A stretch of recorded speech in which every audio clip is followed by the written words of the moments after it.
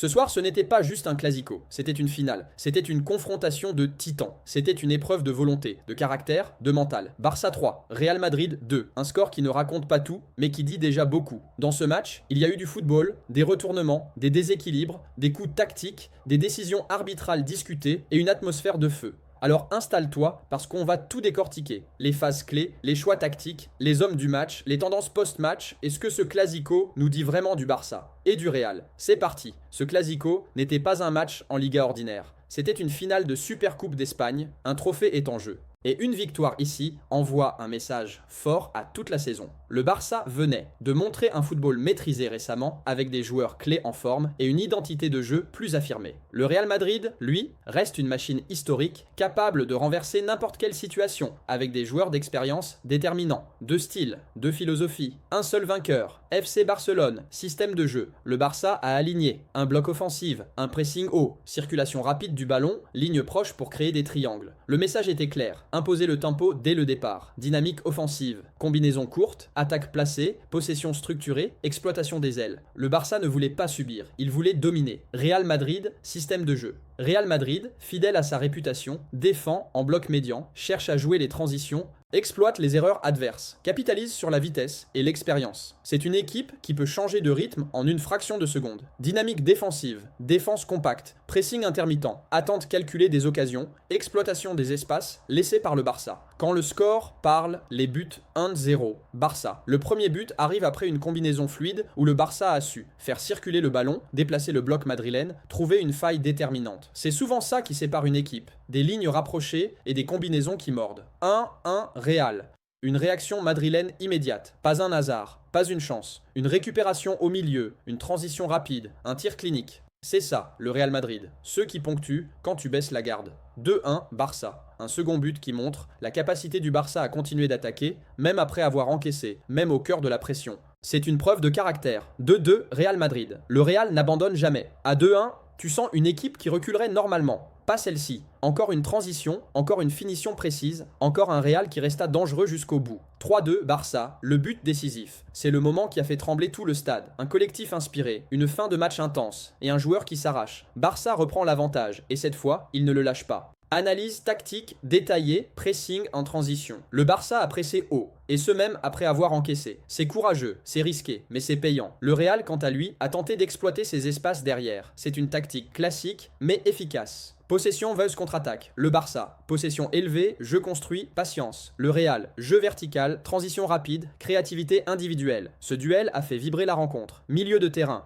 Le contrôle du milieu a été fondamental. Quand le Barça a gagné les duels là, le ballon a circulé. Quand le Real l'a failli, le Real a perdu en fluidité. Prestation des joueurs FC Barcelone, Lamine Yamal, détonateur constant. Pedri, cerveau du jeu, Lewandowski et Rafinha, finition, défense en gardien, solide au bon moment. Mention spéciale à ceux qui ont fait la différence dans la phase de décision. Real Madrid, Vinicius, Rodrigo, vitesse en percussion, Bellingham, transition offensive, défense centrale, combat difficile face aux lignes rapprochées. Le Real a payé quelques erreurs d'organisation défensive, mais jamais son mental. Moment décisif du match, le premier quart d'heure, quand une équipe impose son rythme, ça se ressent immédiatement. Barça a mis le Real sous pression. Le moment de transition. Après 1-0, le Real a réagi, ce n'est pas une équipe qui se contente de défendre. Le management du score. Quand le Real égalise, là où beaucoup auraient craqué, le Barça a tenu. C'est le signe d'une équipe qui croit en son système.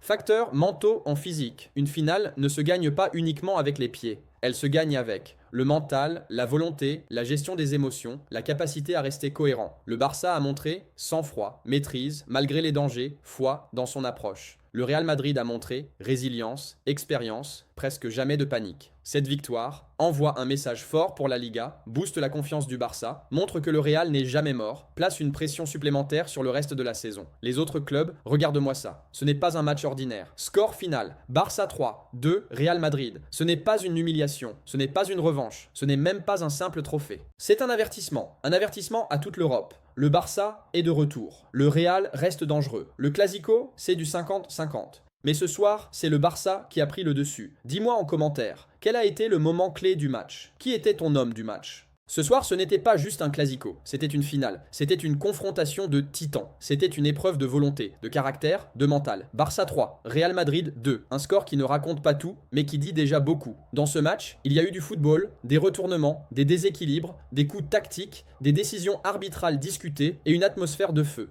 Alors installe-toi parce qu'on va tout décortiquer. Les phases clés, les choix tactiques, les hommes du match, les tendances post-match et ce que ce classico nous dit vraiment du Barça et du Real. C'est parti. Ce classico n'était pas un match en Liga ordinaire. C'était une finale de Supercoupe d'Espagne, un trophée est en jeu. Et une victoire ici envoie un message fort à toute la saison. Le Barça venait de montrer un football maîtrisé récemment avec des joueurs clés en forme et une identité de jeu plus affirmée. Le Real Madrid, lui, reste une machine historique capable de renverser n'importe quelle situation avec des joueurs d'expérience déterminants, de style, de philosophie, un seul vainqueur, FC Barcelone, système de jeu. Le Barça a aligné un bloc offensif, un pressing haut, circulation rapide du ballon, ligne proche pour créer des triangles. Le message était clair. Imposer le tempo dès le départ. Dynamique offensive. Combinaison courte, attaque placée, possession structurée, exploitation des ailes. Le Barça ne voulait pas subir, il voulait dominer. Real Madrid, système de jeu. Real Madrid, fidèle à sa réputation, défend en bloc médian, cherche à jouer les transitions, exploite les erreurs adverses, capitalise sur la vitesse et l'expérience. C'est une équipe qui peut changer de rythme en une fraction de seconde. Dynamique défensive, défense compacte, pressing intermittent, attente calculée des occasions, exploitation des espaces laissés par le Barça. Quand le score parle, les buts 1-0, Barça. Le premier but arrive après une combinaison fluide où le Barça a su faire circuler le ballon, déplacer le bloc madrilène, trouver une faille déterminante. C'est souvent ça qui sépare une équipe, des lignes rapprochées et des combinaisons qui mordent. 1-1 Real. Une réaction madrilène immédiate, pas un hasard, pas une chance, une récupération au milieu, une transition rapide, un tir clinique. C'est ça, le Real Madrid, ceux qui ponctuent quand tu baisses la garde. 2-1 Barça, un second but qui montre la capacité du Barça à continuer d'attaquer, même après avoir encaissé, même au cœur de la pression. C'est une preuve de caractère. 2-2 Real Madrid. Le Real n'abandonne jamais. À 2-1, tu sens une équipe qui reculerait normalement. Pas celle-ci. Encore une transition, encore une finition précise, encore un Real qui resta dangereux jusqu'au bout. 3-2 Barça, le but décisif. C'est le moment qui a fait trembler tout le stade. Un collectif inspiré, une fin de match intense et un joueur qui s'arrache. Barça reprend l'avantage et cette fois, il ne le lâche pas. Analyse tactique détaillée, pressing en transition. Le Barça a pressé haut, et ce même après avoir encaissé. C'est courageux, c'est risqué, mais c'est payant. Le Real, quant à lui, a tenté d'exploiter ses espaces derrière. C'est une tactique classique, mais efficace. Possession vs contre-attaque. Le Barça. Possession élevée, jeu construit, patience. Le Real. Jeu vertical, transition rapide, créativité individuelle. Ce duel a fait vibrer la rencontre. Milieu de terrain. Le contrôle du milieu a été fondamental. Quand le Barça a gagné les duels là, le ballon a circulé. Quand le Real l'a failli, le Real a perdu en fluidité. Prestation des joueurs FC Barcelone, Lamine Yamal, détonateur constant. Pedri, cerveau du jeu, Lewandowski et Rafinha, finition, défense en gardien, solide au bon moment. Mention spéciale à ceux qui ont fait la différence dans la phase de décision. Real Madrid, Vinicius, Rodrigo, vitesse en percussion, Bellingham, transition offensive, défense centrale, combat difficile face aux lignes rapprochées. Le Real a payé quelques erreurs d'organisation défensive, mais jamais son mental. Moment décisif du match, le premier quart d'heure, quand une équipe impose son rythme, ça se ressent immédiatement. Barça a mis le Real sous pression. Le moment de transition. Après 1-0, le Real a réagi, ce n'est pas une équipe qui se contente de défendre. Le management du score. Quand le Real égalise, là où beaucoup auraient craqué, le Barça a tenu. C'est le signe d'une équipe qui croit en son système. Facteurs mentaux en physique. Une finale ne se gagne pas uniquement avec les pieds. Elle se gagne avec le mental, la volonté, la gestion des émotions, la capacité à rester cohérent. Le Barça a montré sang-froid, maîtrise, malgré les dangers, foi dans son approche. Le Real Madrid a montré résilience, expérience, presque jamais de panique. Cette victoire envoie un message fort pour la Liga, booste la confiance du Barça, montre que le Real n'est jamais mort, place une pression supplémentaire sur le reste de la saison. Les autres clubs, regarde-moi ça. Ce n'est pas un match ordinaire. Score final, Barça 3, 2, Real Madrid. Ce n'est pas une humiliation, ce n'est pas une revanche, ce n'est même pas un simple trophée. C'est un avertissement à toute l'Europe. Le Barça est de retour. Le Real reste dangereux. Le Clasico, c'est du 50-50. Mais ce soir, c'est le Barça qui a pris le dessus. Dis-moi en commentaire, quel a été le moment clé du match? Qui était ton homme du match? Ce soir, ce n'était pas juste un classico, c'était une finale, c'était une confrontation de titans, c'était une épreuve de volonté, de caractère, de mental. Barça 3, Real Madrid 2, un score qui ne raconte pas tout, mais qui dit déjà beaucoup. Dans ce match, il y a eu du football, des retournements, des déséquilibres, des coups tactiques, des décisions arbitrales discutées et une atmosphère de feu.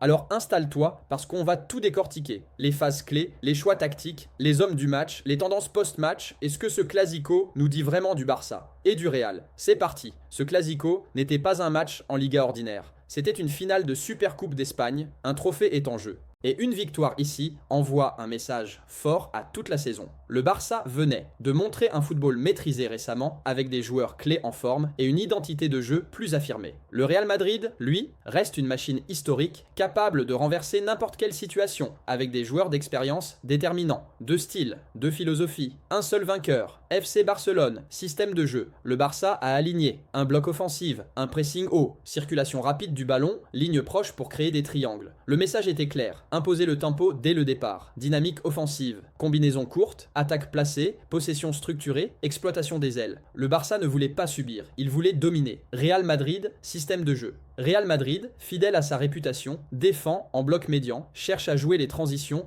exploite les erreurs adverses, capitalise sur la vitesse et l'expérience. C'est une équipe qui peut changer de rythme en une fraction de seconde. Dynamique défensive, défense compacte, pressing intermittent, attente calculée des occasions, exploitation des espaces laissés par le Barça. Quand le score parle, les buts 1-0, Barça. Le premier but arrive après une combinaison fluide où le Barça a su faire circuler le ballon, déplacer le bloc madrilène, trouver une faille déterminante. C'est souvent ça qui sépare une équipe, des lignes rapprochées et des combinaisons qui mordent. 1-1 Real. Une réaction madrilène immédiate, pas un hasard, pas une chance, une récupération au milieu, une transition rapide, un tir clinique. C'est ça, le Real Madrid, ceux qui ponctuent quand tu baisses la garde. 2-1 Barça, un second but qui montre la capacité du Barça à continuer d'attaquer, même après avoir encaissé, même au cœur de la pression. C'est une preuve de caractère. 2-2 Real Madrid. Le Real n'abandonne jamais. À 2-1, tu sens une équipe qui reculerait normalement. Pas celle-ci. Encore une transition, encore une finition précise, encore un Real qui resta dangereux jusqu'au bout. 3-2 Barça, le but décisif. C'est le moment qui a fait trembler tout le stade. Un collectif inspiré, une fin de match intense et un joueur qui s'arrache. Barça reprend l'avantage et cette fois, il ne le lâche pas. Analyse tactique détaillée, pressing en transition. Le Barça a pressé haut, et ce même après avoir encaissé. C'est courageux, c'est risqué, mais c'est payant. Le Real, quant à lui, a tenté d'exploiter ses espaces derrière. C'est une tactique classique, mais efficace. Possession vs contre-attaque. Le Barça. Possession élevée, jeu construit, patience. Le Real. Jeu vertical, transition rapide, créativité individuelle. Ce duel a fait vibrer la rencontre. Milieu de terrain. Le contrôle du milieu a été fondamental. Quand le Barça a gagné les duels là, le ballon a circulé. Quand le Real l'a failli, le Real a perdu en fluidité. Prestation des joueurs FC Barcelone, Lamine Yamal, détonateur constant. Pedri, cerveau du jeu, Lewandowski et Rafinha, finition, défense en gardien, solide au bon moment. Mention spéciale à ceux qui ont fait la différence dans la phase de décision. Real Madrid, Vinicius, Rodrigo, vitesse en percussion, Bellingham, transition offensive, défense centrale, combat difficile face aux lignes rapprochées. Le Real a payé quelques erreurs d'organisation défensive, mais jamais son mental. Moment décisif du match, le premier quart d'heure, quand une équipe impose son rythme, ça se ressent immédiatement. Barça a mis le Real sous pression. Le moment de transition. Après 1-0, le Real a réagi, ce n'est pas une équipe qui se contente de défendre. Le management du score. Quand le Real égalise, là où beaucoup auraient craqué, le Barça a tenu. C'est le signe d'une équipe qui croit en son système. Facteurs mentaux en physique. Une finale ne se gagne pas uniquement avec les pieds. Elle se gagne avec le mental, la volonté, la gestion des émotions, la capacité à rester cohérent. Le Barça a montré sang-froid, maîtrise, malgré les dangers, foi dans son approche. Le Real Madrid a montré résilience, expérience, presque jamais de panique. Cette victoire envoie un message fort pour la Liga, booste la confiance du Barça, montre que le Real n'est jamais mort, place une pression supplémentaire sur le reste de la saison. Les autres clubs, regarde-moi ça. Ce n'est pas un match ordinaire. Score final, Barça 3, 2, Real Madrid. Ce n'est pas une humiliation, ce n'est pas une revanche, ce n'est même pas un simple trophée. C'est un avertissement à toute l'Europe. Le Barça est de retour. Le Real reste dangereux. Le Clasico, c'est du 50-50. Mais ce soir, c'est le Barça qui a pris le dessus. Dis-moi en commentaire, quel a été le moment clé du match? Qui était ton homme du match?